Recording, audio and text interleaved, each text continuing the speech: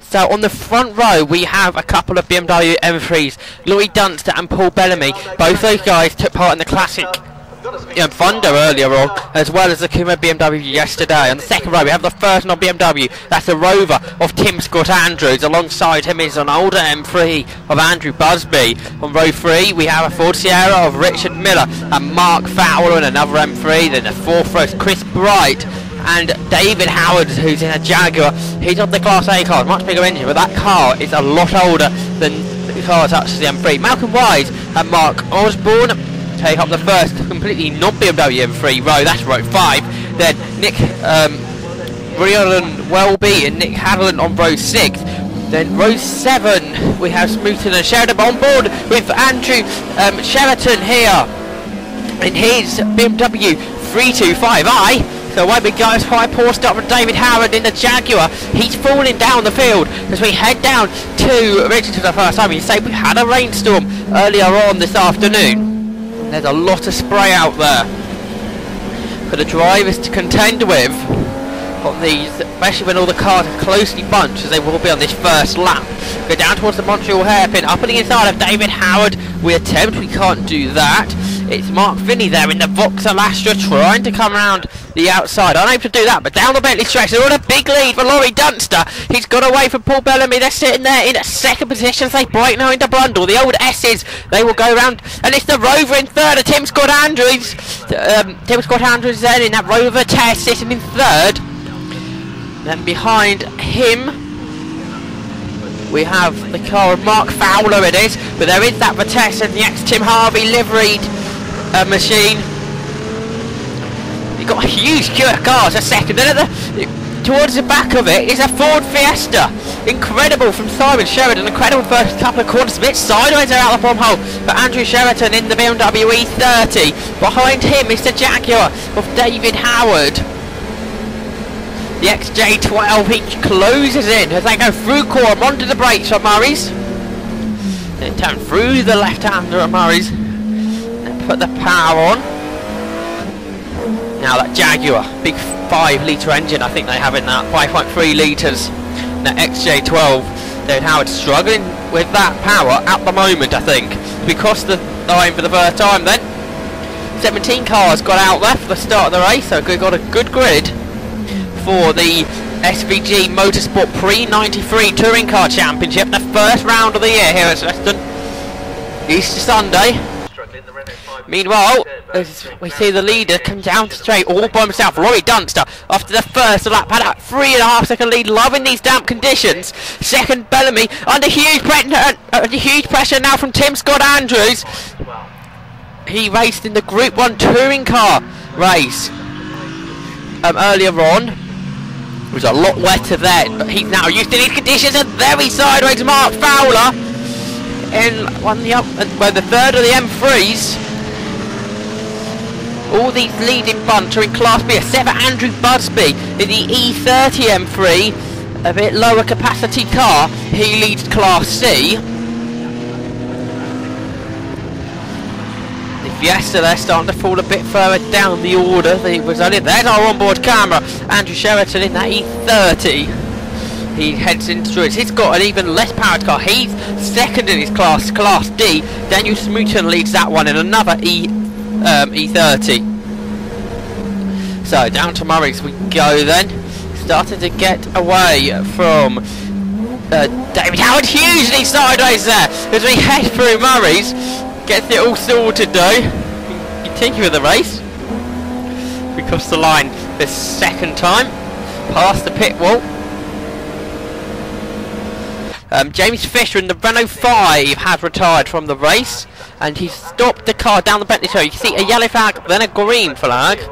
So 16 cars remain, and it is still Laurie Dunster at the head of the pack. He had a 5-second lead after the second lap.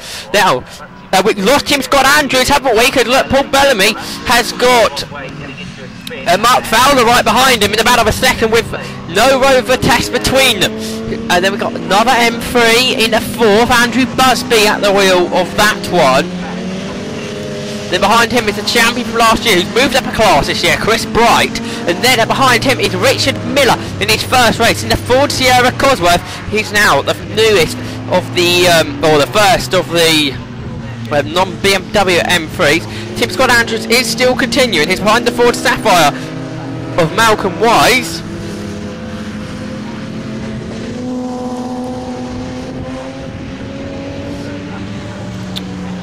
Also up there was the Rover SD1 of Riordan Welby.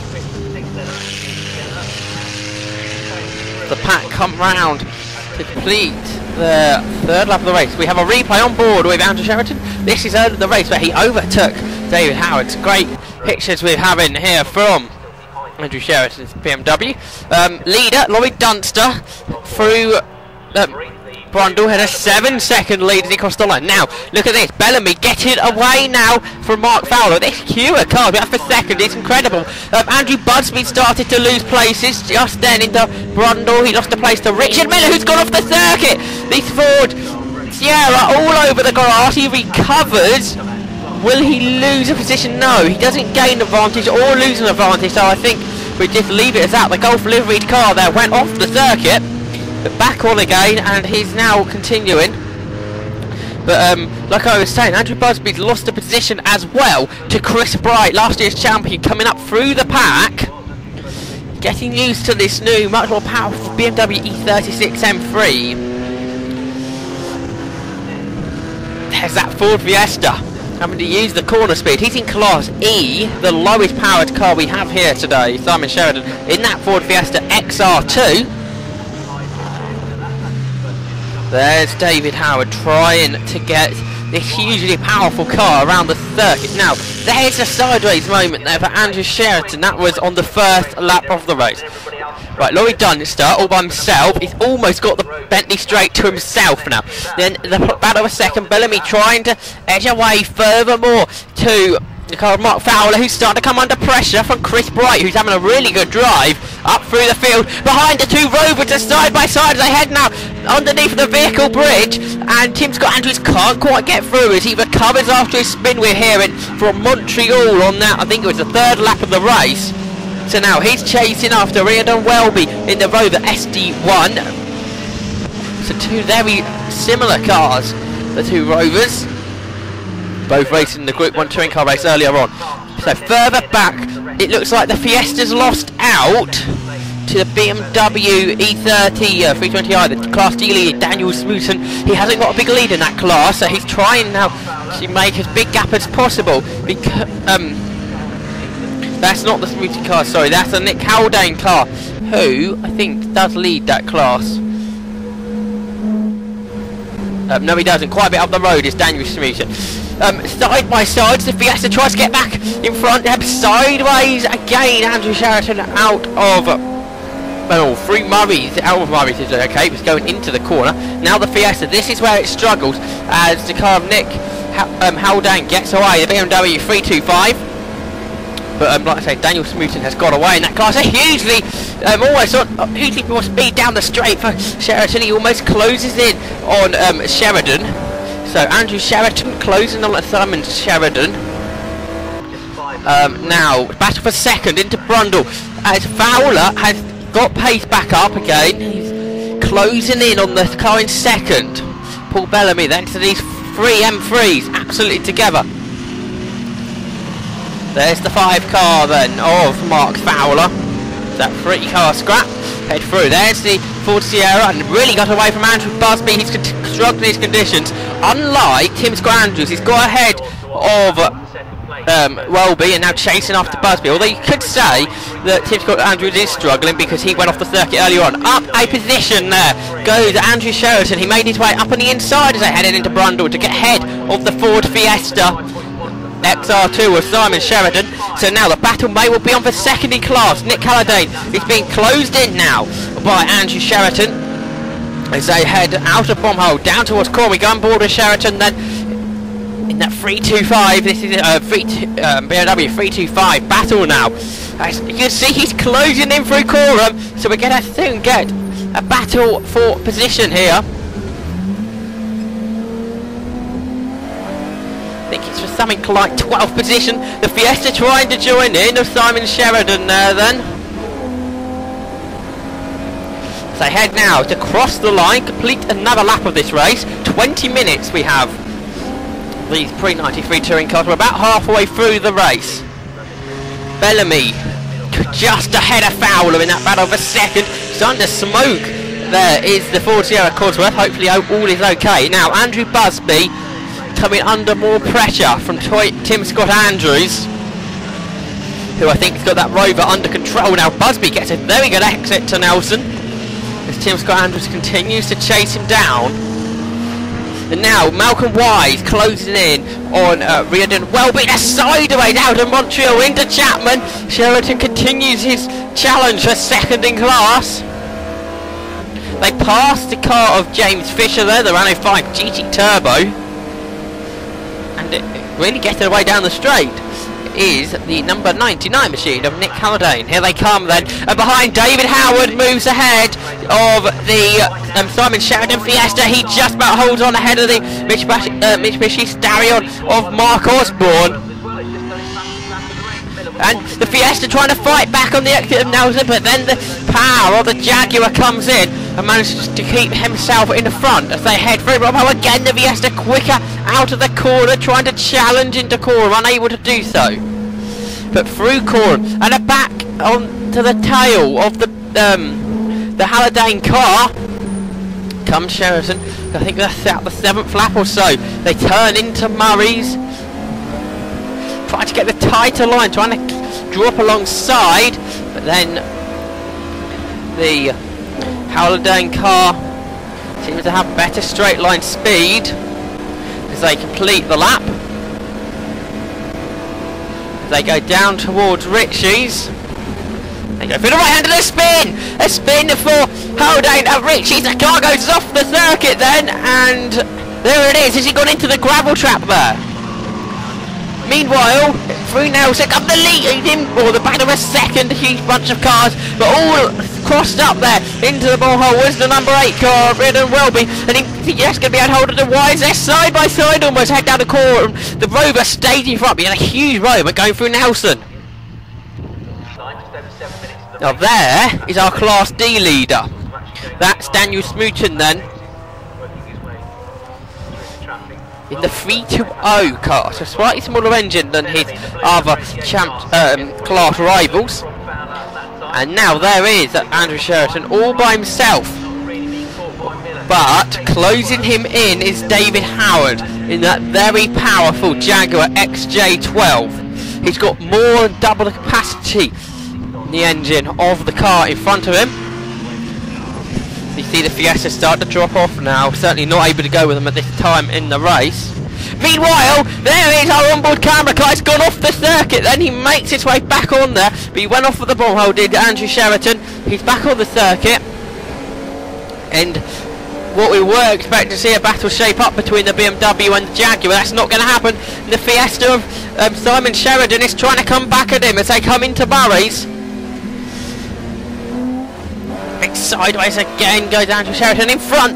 The Mitsubishi Starion of Mark Osborne trying to challenge David Howard as they cross the line. Side by side they are. Battle for second. Fowler still trying to find a way past Bellamy as they head through Brundle then. Light on the brakes as they head into Nelson is Bellamy. They turn through the corner then. These 3 and 3 still absolutely together. Not far behind is Chris Bright. And there he is, champion from last year. There he sideways, Mark Fowler holding the car on the circuit. Tim Scott Andrews still can't get past Andrew Busby, and Malcolm Wise this lap starting to lose time to Welby. Through Montreal then for Andrew Sheraton, and then through Chapman Curve. Still that's that Fiesta chasing after him. David Howard still holding off the car that's right behind him, Mark Osborne. The XJ12 just ahead of the Starion, and then behind Sheraton again getting away down the straight for the Fiesta of Simon Sheraton, and they're soon going to be lapped by Laurie Dunster, the race leader, as we head into the last 5 minutes or so of this motor race. Laurie Dunster has dominated this one. He's got a 15-odd second lead now, and we wait. Here comes this battle for second then. Fowler under pressure.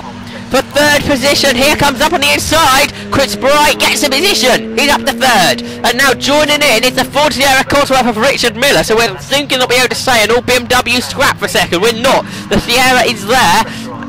So it's a 4-car scrap almost now. Paul Bellamy trying to escape. But now Chris Bright's got that third position. Can he close in the car in front of him? They're 4 cars. The trainer cars head through Core and Curve now. Malcolm Wise still chasing after the Rover SD1. Well, we've got a replay here of Andrew Sheraton just heading too fast into one hole. Gets onto the wetter tarmac and just runs out of road. 2 cars come past him. He managed to get back on the tarmac without spinning. And now, there is our Class D leader, Daniel Sheraton. I wouldn't have fortunately come under any pressure. His 2 rivals in the class, Nick Halliday and James Fisher, fallen off the road, and his final rival, or 2 rivals in that class, Andrew Sheraton, had an off, and so has Mark Finney, by the way, in the Vauxhall Astra. He had a spin at Montreal, we're hearing, earlier in the race.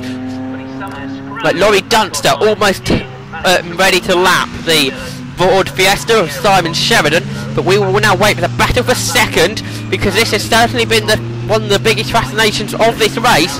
And who's got it now? It's Paul Bellamy just in front, then right behind him is Chris Bright, and now the Sierra there trying to attack the BMW in front of him. That's Richard Miller trying to attack Mark Fowler, so the cars head through Nelson, put the power on, and Tim Scott Andrews close to me. He's got ahead of Busby, and Busby's trying to come with him as well. So we're soon going to have a 6-car train. There is that Sierra Cosworth. There he's sideways in front of him. Paul Bellamy, has he gone off the circuit? Yes, he has.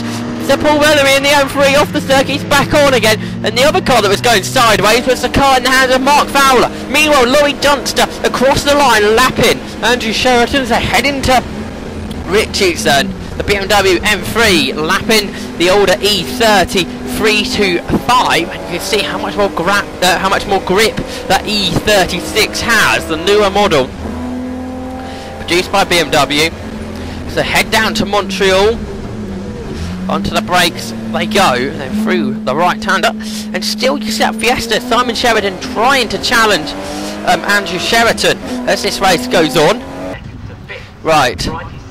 The battle for 11th position continues. David Howard versus Mark Osborne. By the way, 15 cars left to remain in this race. There goes our race leader, Laurie Dunster, through Coram Curve. The Andrew Sheraton, Simon Sheridan battle continues. Now, second, here they come. It's now Chris Bright that has that one by a reasonable margin. Actually, it wasn't such a reasonable margin. I thought it was. You couldn't see the Ford Sierra Cosworth. Now you can. Still puffing smoke out the side. He sits third now, does Richard Miller.